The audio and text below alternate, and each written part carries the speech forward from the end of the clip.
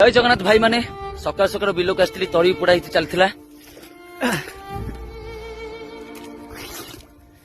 किंतु भाई माने गोटे कथा कहबी आज मो बापा कथा बहुत मन पड़ुछ सांग मैंने सदाबले मन रखि बापा माटू बड़ ए दुनिया रे केही भी नुह माँ तो आमको 9 मास पालन करिथांती किंतु बापा आमको जीवन सारा पालन करिथांती आज यदि आम न खाऊचे माँ भाभी थाए मो पुओ केमती आज खाइब किंतु गोटे बापा चिंता करे जानछुंती भाई माने गोटे बापा चिंता करे मो पुओ जीवन सारा केमती खाइब जदि बापांकर आशीर्वाद न था माँ भी आशीर्वाद अच्छी ए बिल काम मो बापा शिखी आज बापा तू शिखी बोली आज बिल काम कर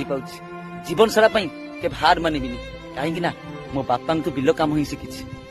सेमती भल पातु सेमती आशीर्वाद करंतु ए माटी